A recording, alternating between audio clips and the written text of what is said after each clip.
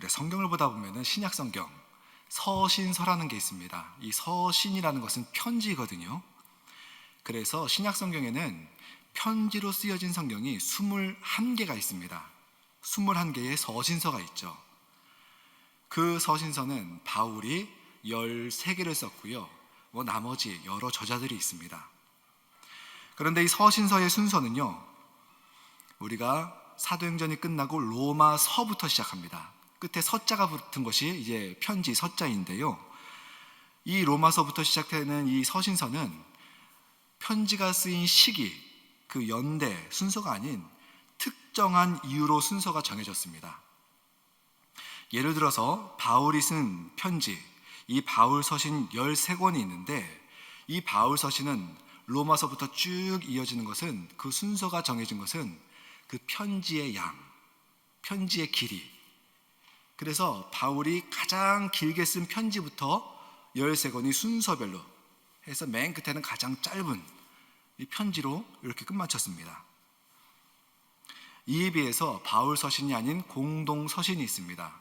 우리가 잘 아는 야고보서, 베드로 전후서, 요한 1, 2, 3서, 유다서, 이렇게 7권의 편지가 공동 서신인데, 이거는 길이가 다 달라요.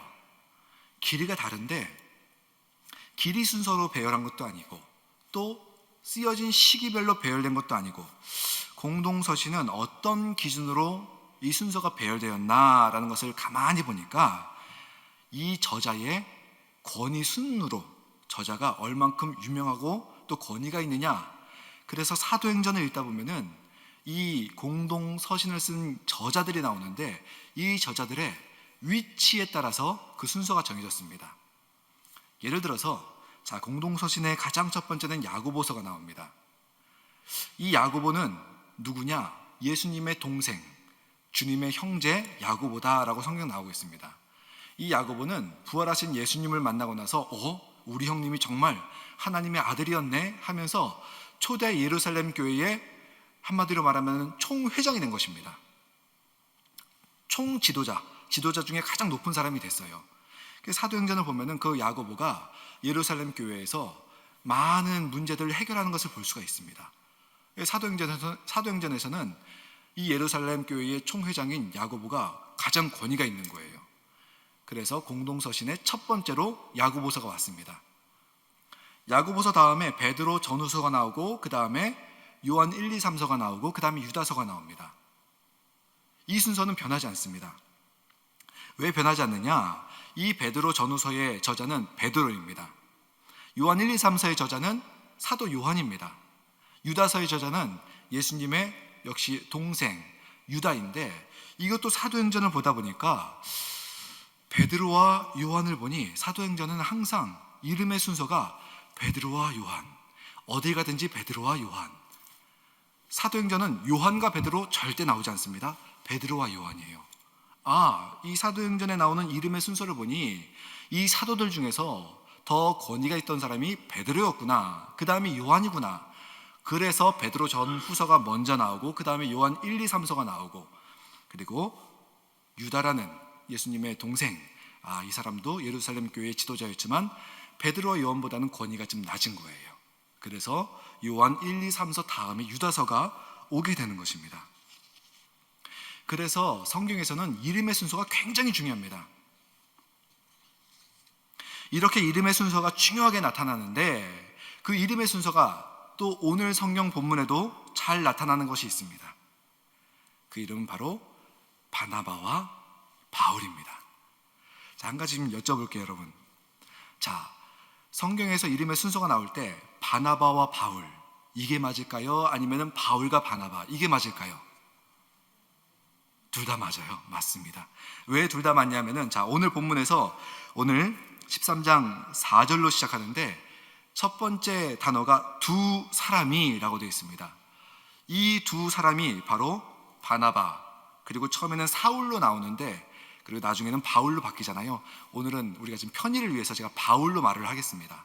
바나바와 바울을 말합니다. 그중에 우리가 바울이라는 인물은 참 잘 아니까 바나바라는 인물에 대해서 좀 더 우리가 좀 보겠습니다. 사도행전 4장 36절 37절을 보니 이 바나바라는 사람이 잘 나타나 있습니다. 우리 한번 보여주실래요? 사도행전 4장 36절 37절입니다. 제가 읽어드리겠습니다. 구브로에서 난 레위족 사람이 있으니 이름은 요셉이라. 사도들이 일컬어 바나바라, 번역하면 위로의 아들이라 하니 그가 밭이 있음에 팔아 그 값을 가지고 사도들의 발 앞에 두니라 라고 되어 있습니다.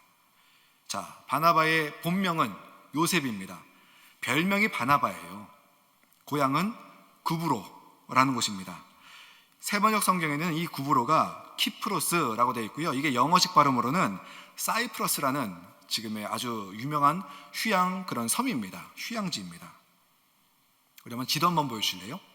자, 저기 지중해라는 파란 그 바다가 있고요. 그 다음에 가운데 고래 모양으로 하나 섬이 있습니다. 그게 바로 키프로스, 구브로입니다. 그리고 우리가 지도를 볼 때 오른쪽이, 저 키프로스 기준 오른쪽이 이스라엘 땅입니다. 저 구브로가 바로 바나바의 고향입니다. 저걸 한번 기억해 두시고요. 이 당시 바나바 당시에 초대 예루살렘 교회는 사람들이 급속도로 부흥을 하였습니다. 흔히 말해서 메가처치였습니다. 메가처치. 처음에는 작은 120명의 마가다락방의 교회로 시작했다가 그 안에서 역사가 일어나니 사람들이 계속 몰려들기 시작했습니다. 부흥을 하다 보니 사람들이 많이 머무르게 되고요. 많이 머무르게 되니 먹고 살아야 되잖아요. 어떻게 먹고 사냐 했을 때 그 당시 예루살렘 교회에서 돈 있는 사람은 돈을 좀 내놓고 땅 있는 사람은 땅을 좀 팔고 집 있는 사람은 집을 좀 팔아서 같이 공유하면서 먹고 살았습니다. 그렇게 자기 것을 팔아서 예루살렘 교회를 위해서 헌금하였던 사람 중에 하나가 바로 바나바입니다. 그래서 이 바나바의 뜻이 위로의 아들, 너가 정말 그렇게 헌신하여서 많은 사람을 위로하고 있구나. 바나바란 이름이, 별명이 붙여지게 된 것입니다. 성경에서는 이 이후에 바나바가 어떤 사람인가 하는 것에 대해서는, 바나바의 설명에 대해서는 더 이상 기록이 없습니다. 그런데 유대인의 전승이라는 그런 글들을 보면은 이 바나바에 대한 이야기가 설명이 조금 더 나오는데, 특별히 복음서 누가복음에 보면은 예수님이 70명씩 짝지어서 선교 실습을 보내는 그런 장면이 있습니다. 파송을 보냈는데 그때 파송받은 사람 중에 한 명, 70명 중에 한 명이 바로 바나바였다라고 이렇게 기록이 되어 있습니다. 여기서 우리가 알 수 있는 것은 무엇이냐? 바나바는 이 예루살렘 교회가 태동하기 전 이미 예수님 생전에 예수님과 함께 사역을 했던 아주 초창기의 사람이다. 예수님께 직접 교육을 받았던 그런 사람이다. 그리고 그런 모습을 봤을 때 이 바나바는 예루살렘 교회에서 굉장한 지도자, 리더의 위치에 있었던 사람이다라는 것, 그리고 나머지 사도들, 예수님의 제자들과도 아주 자유롭게 대면할 수 있는 그런 사람이었다는 것을 우리가 알 수가 있습니다. 후에 이제 바나바는 이 이방 땅에 세워진 안디옥 교회, 그 안디옥 교회에 가서 안디옥 교회에 담임 목사가 됩니다. 담임 목회를 하게 됩니다.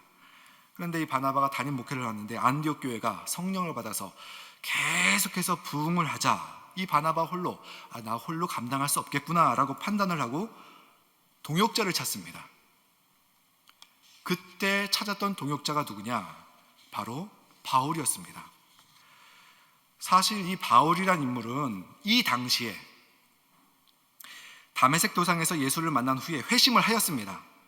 그래서 복음을 전하는 사역 일선으로 나서려고 했지만 전적이 너무 화려하죠. 그 전적이 너무 화려합니다. 기독교를 핍박했던 그 전적이 너무 화려한지라 사람들이 아무도 이 바울을 믿지 않았습니다. 그래서 사역의 현장에서 이 바울을 배제시키고 받아들이지 않았습니다. 그런 이유로 이 바울은 어쩔 수 없이 낙향하여서 약 15년 동안 고향 땅에서 두문분출, 우리가 흔히 말하는 백수 생활을 하게 됐습니다. 그런데 안디옥 교회에서 목회를 하던 이 바나바가 바울을 기억하고 15년 동안 고향 땅에서 두문분출하는 사람을 찾아가서 나 안디옥에서 목회를 하고 있는데 너의 도움이 필요하다.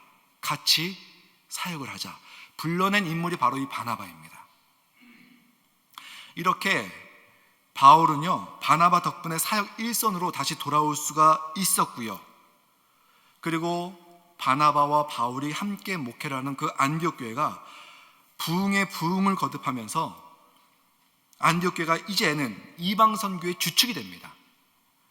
그래서 이때 당시 이제 사도행전에서는 야고보가 있는 예루살렘 교회, 그리고 바울과 바나바와 바울이 있는 안디옥 교회, 이것이 두 컨트롤 센터가 된 거예요.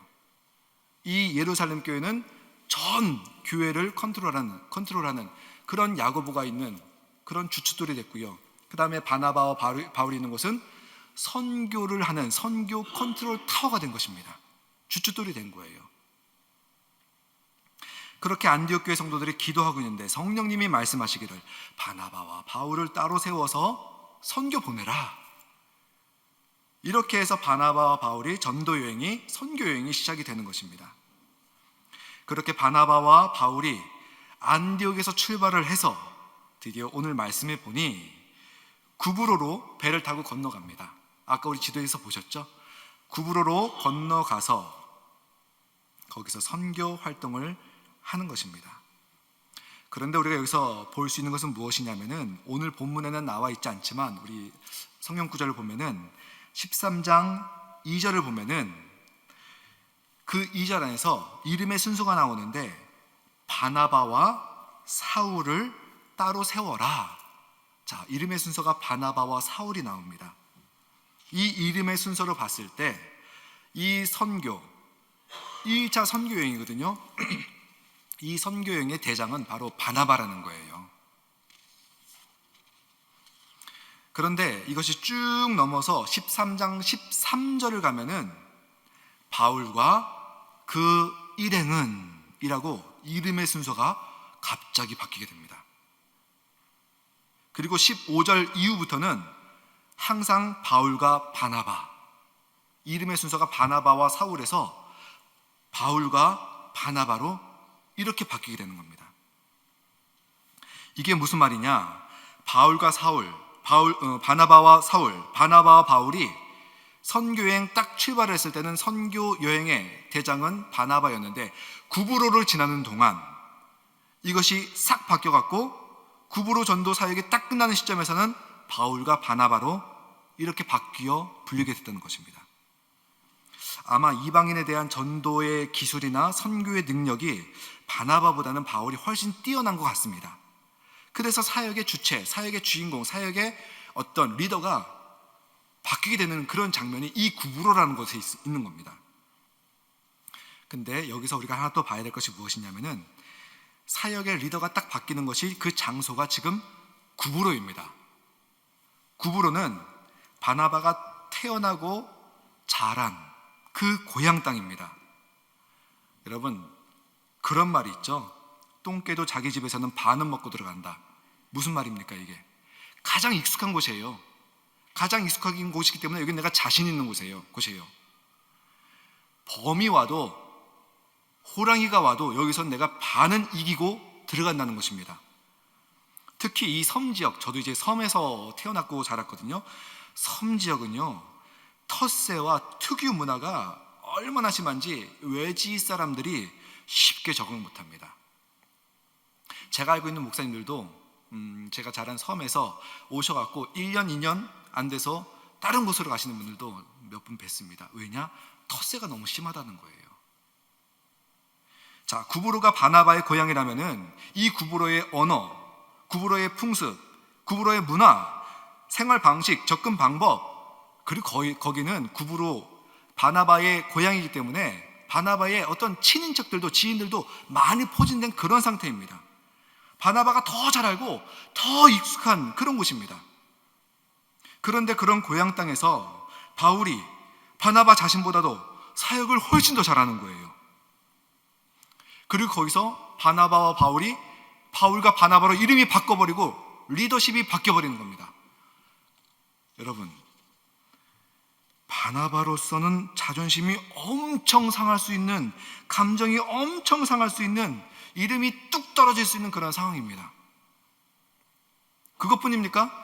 이 바나바라는 사람은 예수님과 함께 예수님을 직접 대면했던 사람이에요. 함께 사역을 했던, 예수님께 직접 교육을 받았던 사람이고요, 자신의 재산을 주님께 바친 그런 사람입니다. 이 바울이란 인물도 이 바나바와 사도들을 중재시킨 사람이 이 바나바였고요.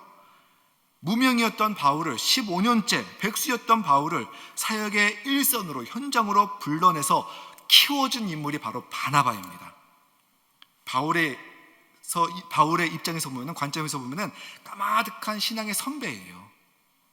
그런데 바나바와 바울이, 바울과 바나바로 이름이 바뀌게 되는 것입니다. 내가 전도하고 내가 신앙의 선배로 조언했고 내가 키웠다고 생각했는데 어느새 나보다 사역의 중심에 서 있고 교회의 중심에 서 있고 리더의 위치에 있습니다. 만약에 여러분이라면 어떻게 생각하시겠습니까? 쉽지 않은 문제예요. 내 체면, 내 이름값, 내 자존심, 내 감정 다 걸려있는 문제예요. 이거. 여기서 우리는 바나바를 바라봐야 돼요. 여기서 바나바는 어떻게 했느냐? 사역의 주체, 리더십이 바뀌는 그 순간에도 자존심, 체면, 이름값, 감정, 그 모든 것이 솟아나고 떨어지고 그럴 만한 상황인데도 불구하고 바나바가 어떻게 무엇을 했다는 구절이 전혀 없습니다. 그 상황에 대해서 바나바는 한마디도 없이 그 상황 그 자체를 그대로 받아들인 거예요. 왜 그렇게 바나바는 한마디 없이 그 상황을 받아들일 수 있었는가? 만약 바나바의 생각과 바나바의 가치관이 내 이름값, 내 체면, 내 감정, 내 성공이었다면은, 그래서 경쟁에서 승리하는 그런 것이었다면은 자신의 성공, 자신의 이름값, 명예, 자신의 자존심, 그것을 위해서 사역의 주체가 바뀌는 순간, 그 순간 바울을 쫓아내거나 바울을 제거해야 됐음이 마땅했습니다. 내 자존심, 내 체면 이런 것이 중요했다면 바울을 밟아서 납작하게 만들어야죠. 내 말을 잘 듣게 만들어야죠.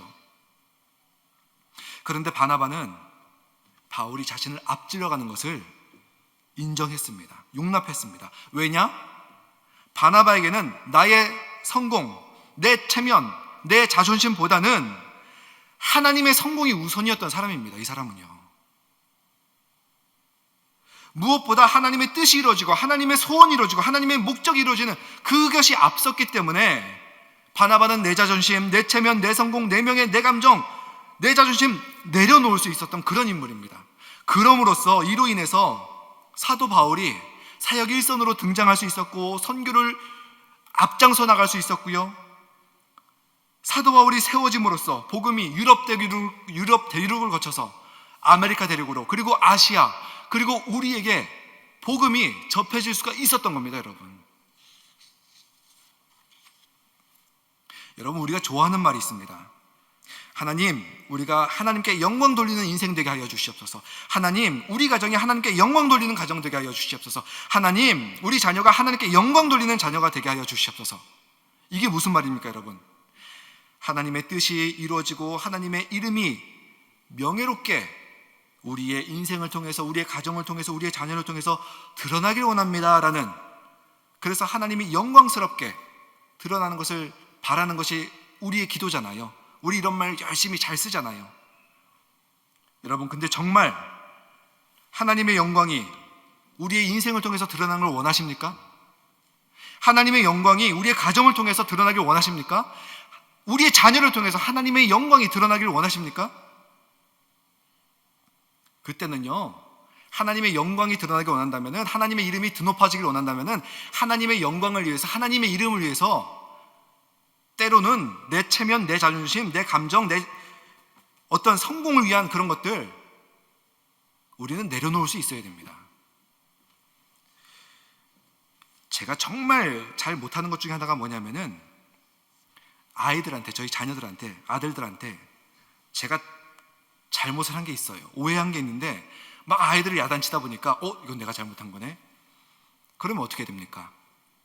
하나님, 우리 가정이 하나님의 영광을 드러낼 수 있는, 우리 가정이 하나님의 원리로 돌아갈 수 있는, 그래서 이 땅에 믿음의 가정이 어떤 모습인 것을 보여줄 수 있는 가정이 되게 하여 주시옵소서 매일 기도는 하는데 아이들 앞에서 제 자존심 때문에, 제 체면 때문에 야 미안하다 이 말이 안 나오는 거예요. 저에 비해서 저희 아내는 그렇게 했을 때 아이들한테 미안해, 엄마가 이것은 이렇게 잘못했어, 고백을 하면 아이들과 소통이 되고 아이들이 건강하게 또 자아를 찾아가는 그 과정 아닙니까? 그런데 저는 아이들을 야단치고서 제 체면 때문에, 자존심 때문에 이거를 말을 못하는 거예요. 그러면서 제 입은 하나님의 영광이 드러나는 하나님의 이름을 드높일 수 있는 가정이 되게 하여 주시옵소서, 이 기도하고 있는데 이게 맞지가 않더라고요. 그래서 굉장히 좀 괴로운 그런 시간을 보내고 조금씩 연습을 하고 있습니다. 아들들아, 아빠가 미안하다. 하나님의 영광이 드러나고 하나님의 이름이 드러나는 그런 가정이 되기 위해서는 때로는 내 체면도 내려놓고 내 자존심도 내려놓고 내 이름값도 좀 내려놓을 수 있는 그런 것이 우리에게 좀 필요합니다, 여러분. 그래서 여러분이 정말 제 인생이 하나님의 영광이 드러나기 원합니다. 내 가정이 하나님의 영광을 드러내기 원합니다. 내 자녀가 하나님의 이름을 드높이길, 명예롭게 하길 원합니다. 그럴 때는 여러분, 그것을 위해서 우리의 체면, 우리의 자존심, 우리의 이름값, 우리의 감정, 이거를 내려놓을 수가 있어야 됩니다. 그리고 하나님의 것을 우선시할 수가 있어야 됩니다. 이 우선순위를 잘 잡을 때, 그때 하나님의 성공이 이루어지고, 하나님의 성공이 이루어질 때 우리의 인생, 우리의 가정, 우리의 자녀를 통해서 하나님의 영광이 드러나는 겁니다. 하나님의 이름이 명예롭게 높아지는 것입니다. 그래서 여러분, 바나바와 같이 무엇보다 하나님의 영광이, 그래서 하나님의 뜻과 하나님의 소원과 하나님의 목적이 이루어지길 원합니다. 그것을 위해서 내 자존심, 내 체면, 내 성공, 내 명예, 내 감정, 이것을 바나바와 같이 가만히 내려놓을 수 있는 우리 성도님들이 될 수 있기를 간절하게 바랍니다. 주님이 하신 약속이 있습니다. 이 약속의 말씀을 우리가 좀 붙잡길 원합니다. 마태복음 6장 33절입니다. 우리 함께, 우리 스크린에 있거든요. 함께 우리 봉독하겠습니다. 너희는 먼저 그 나라와 그 의를 구하라. 그리하면 이 모든 것을 너희에게 더 하시리라. 먼저입니다. 먼저 하나님 나라와 그 의를 구하는 것입니다. 바나바가 이것을 구했습니다. 우리 또한 내 체면, 내 감정, 내 자존심, 이걸 좀 먼저 내려놓고 먼저 하나님의 성공을 위해서, 하나님의 영광을 위해서, 하나님의 뜻이 이루어지는 것을 위해서, 하나님의 소원을 이루어지는 것을 위해서, 하나님의 목적을 이루어지는 것을 위해서 먼저 그것을 추구하고 선택하기를 간절하게 바랍니다. 그래서 우리의 인생, 우리의 가정, 우리의 자녀가 하나님의 성공 앞에서 또 하나님의 이름값을 드높일 수 있는, 영광을 돌릴 수 있는 귀한 가정, 인생, 자녀들 되기를 예수님의 이름으로 축원합니다.